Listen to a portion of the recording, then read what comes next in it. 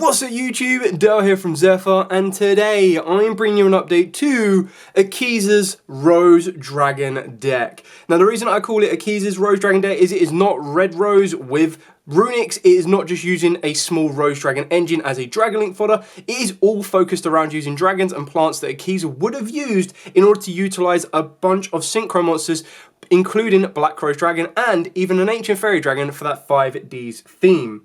So, with all of that out of the way, please smash that like button, hit that notification bell, and subscribe so you don't miss out on any more upcoming content. Obviously, we did get Red Rose Dragon back to free, which is why I thought it'd be about time to update this deck, as it has been a long time since I have shown this profile for you. So, we're going to dive head first into the profile. I'll show you what we've got and explain why we've got it. So, if you want to be put in towards an anime-themed deck, this is one of the ones for you if you are a fan of Akiza and, of course, Black Rose Dragon in general. But it also has a nice competitive edge as well, being able to utilize more cards, I feel, when you are modernizing an anime-based deck that would probably fit within the type of character that they would play and the cards that they can utilize in order to compete on a modernized level. So, we're going to start off with Triple Rocks Rose Dragon. So if it is normal or special, you get to add one card that specifically lists Black Rose Dragon in its text from the deck to your hand, except itself. So this gives you the ability to search out some of your Rose Dragon cards, but it can also help you search out some of your Rose Dragon spells, mainly going to be looking at your Basil Rose Shoot and of course your Frozen Rose as well. While this card is in the graveyard, if a face-up Rose Dragon monster or monsters or plant synchro monster or monsters you control is destroyed by battle or opponent's card effect, you get to add this card to the hand so you recycle one of your starters. Then, of course, we've got Triple White Rose Dragon. So this one is when it is normal summoned. Annoyingly, it is your normal summon card. You get to special summon a Rose monster from the hand or graveyard, or specifically Rose Dragon monster, except itself, and you can only use the effect once per turn. If you control a Dragon Tuner or a Plant Tuner, you get to special summon this card from the hand, and then if this card is sent to the graveyard as synchro material, you get to send a level 4 or higher plant monster from the deck to the graveyard. And then, of course, we are now playing two of the newly returned Red Rose Dragon. You don't need to max out on this card. At 2 is more than enough because if it is sent to the graveyard as synchro material, you get to special summon a Rose Dragon monster from your hand or deck, except itself. And if this card was sent to the graveyard for the synchro material of a Black Rose Dragon or a plant synchro, you can also add a Frozen Rose or a Blooming of the Darkest Rose from the deck to your hand. So it just gives you that nice utility. It gives you that as a level 3 Dragon Tuner as well. And the idea is with stuff like White Rose, you're going to be able to get into a Red Rose, and you've got your 4 and your 3 to get you into a Black Rose. You can design this deck to go second. It does have the capabilities for going first as well, and it really comes down to what extenders or what additional plays you want to make with the deck as to what else you'll add. So that's it for the Dragon engine. Moving on to the plant engine, we've got Triple Lone Fire Blossom, which is pretty much going to get you access to all of the cards I'm about to show you next. So we play the one Stay Sailor Romarin, there we go, get there eventually. It has a quick effect to target a face-up monster you control, send one other plant monster you control to the graveyard, and if you do, the next time that target monster would be destroyed by battle or card effect, this turn is not destroyed, but you're mainly going to be using it for if this card is sent to the graveyard via card effect, you get to send a level 5 or lower plant monster from the deck or extra deck to the graveyard. You then play the one Rose Girl. Now this one is if a face-up plant monster or monsters you control is sent to the graveyard, except during the damage step, you get to special on this card from the hand. And if a plant monster is on the field and this card is in your graveyard, you get to add this card to the hand. You can only use one effect per turn, so it's just a nice level 3 tuner that can recycle itself. We are then playing 3 Rose Princess. So if only your opponent controls a monster, you get to special on this card from the hand. And if summoned this way, you get to treat it as a tuner. So again, another level 3 tuner. You can only special summon it once per turn this way, and you can discard this card to add a White Rose Cloister from the deck to the hand, which is obviously the White Rose field spell, which we'll talk about a little bit later on. We're then playing 2 Ruddy Rose Witch and the 1 Witch of the Black Rose. Again, these are mainly Akiza cards, or the Ruddy Rose is more of like a modernized version of the Witch of the Black Rose. But this one can't be special summoned, but if it is normal summoned and you control no other card, you draw a card and show it. And then if it is not a monster, you send it to the graveyard. Also destroy this card. And then, of course, the Ruddy Rose Witch is you get to treat this card to add a Witch of the Black Rose. There you go, from the deck to the hand. And if you do, you take one level 3 or lower plant from the deck and place it on top of your deck. And then immediately after this effect resolves, you get to normal summon a Witch of the Black Rose from the hand. You can banish this card from the graveyard to return one of your Black Rose Dragons or Ruddy Rose Dragons that is banished or in the graveyard to the extra deck. You can only use each effect once per turn. But obviously the idea is you can get these 2 down, and then you're going to be going into some of your Rose Link plays, if anything else. But you've got your ideas of both of these being utilised in an Akiza deck. We've then got the one Spore, so if it is in the graveyard, you get to banish another plant monster, and then from the graveyard to special summon this card from the graveyard and increase its level by the level of that monster banished, and of course it is a tuner. Each player can only activate the effect of Spore once per duel. And then of course we've got the World Carrot Weight Champion. If it is in the graveyard, you get to send a plant type monster from your hand or face up from the field to the graveyard, except itself to special on this card. You can only use each effect once per turn, so again you're just getting yourself level 4s as you can see, and then your level 3s are mainly your tuners. And then one that is technically not a plant, but it's definitely one that you would be playing in an Akiza deck is Dark Rose Fairy. So if a tuner or tuners is specialed, which you'll do quite a lot just through your normal Rose Dragon cards and of course your plant cards, from the hand, if this card is in the graveyard, you get to send one card from your hand or field to the graveyard to place this card on top or bottom of the deck. You can only use each effect once per turn, and then if a tuner or tuners is special summoned except during the damage state, you get to special on this card from the hand. And then a card that I feel probably, if you're going to be modernising decks, you can utilise it, but if you don't like it, cut it out completely. It really is up to you. But Trill Parallel Exceed, like when you're going through to some of your link plays, and the link plays are mainly going to be either dragon focused or plant focused in the form of Hieratic Seals, Crossroads Dragon and Jasmine, it'll give you the ability to set yourself up for even more synchro plays, or of course it mainly gets you into the Rika Queen Strenna, which is your ideal rank 4 plant monster. And now taking some inspiration from Synchrons, we do play Triple Revolution Synchron. So this is like the ideal matchup, because like mashup between the two, because this one can help you get into level 7 or 8 dragons by using it in the hand, and it is the tuner, and of course it is a level 3. This does give you access to cards like Crystal Wing, which can provide you with another layer of protection. Then moving into the last monster lineup before we start hitting onto the spells, and we decided to go with the one Mardell and the one Ha, the generators. Now the idea behind this is you've got insanely powerful high level boss monsters, but what you're going to be doing is you can go Lone Fire into Mardell. Mardell then lets you add a generator or any plant monster from the deck to the hand, except itself.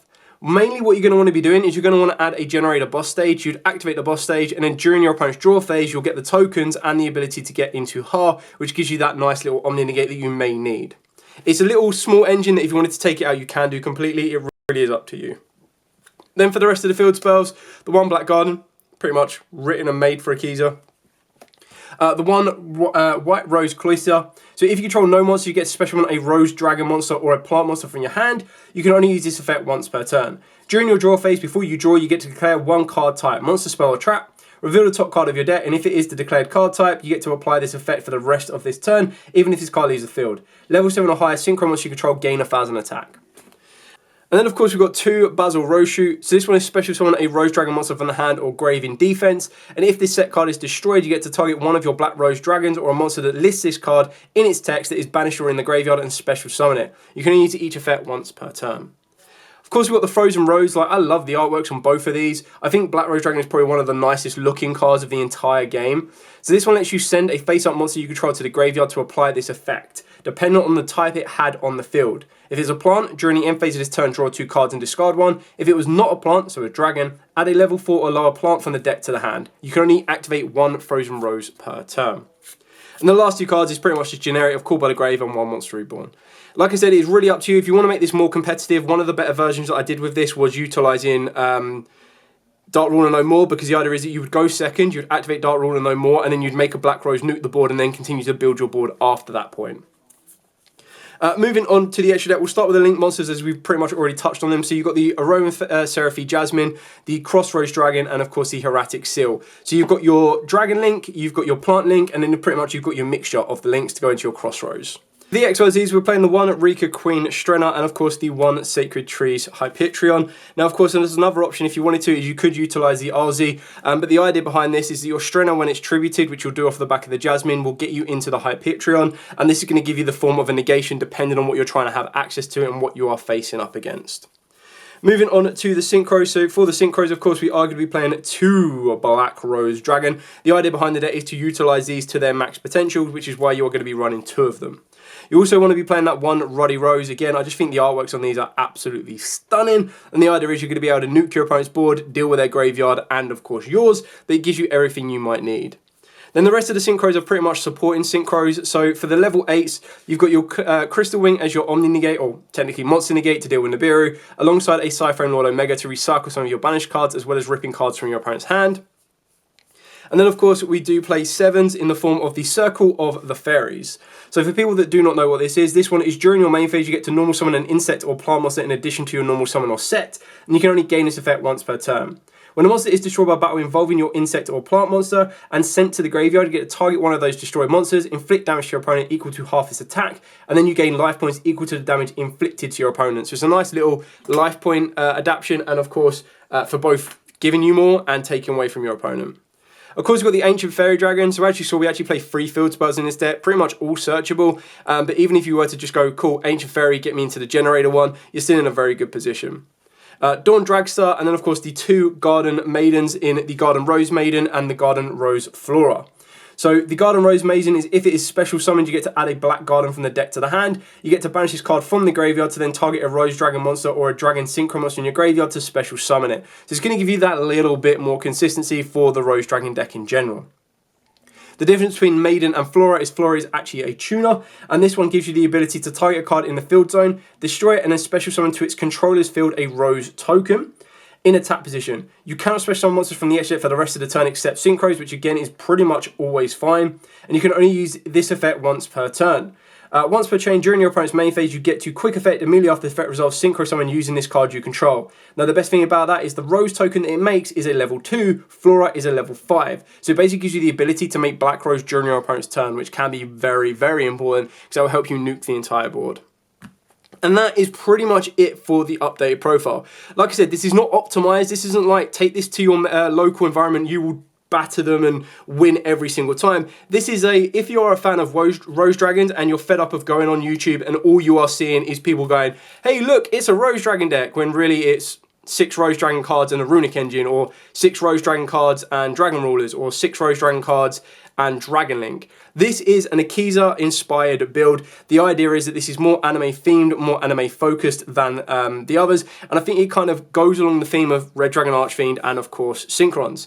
I would love to get a Rose Dragon deck in the future. I think that could be something really, really kind of cool, because like I said, I think the Rose Dragons look absolutely amazing, and everyone remembers how cool Black Rose Dragon was when it was first summoned in the anime, as well as when you first pulled it in a pack. Like, it just looked absolutely amazing. The detail in it, ultis look unbelievable. We also have quarter centuries from last year's tins as well, which do look incredible on top of that. And I do feel that the deck is very, very fun. So it's one of the ones that if you do go to an anime inspired event, or if your friends are like, you know what, let's play character decks, I feel this is one of the ones that you can adapt a little bit and still make it character focused around Akiza and still utilize it. Like I said, the inclusion of stuff like Revolution, Synchron, and of course the generators make it a little bit more modernized and a little bit more competitive. Should you go, I want to take it to a local environment and not get absolutely trounced, that is probably like one of the best ways to do it, because it does have entangled synergy with the dragons and the plants that I highly think that Akiza would probably run if it was to be modernized into 2024. Anyway, if you do have any questions at all, by all means, please put in the comments down below. I'll always be more than happy to answer them for you.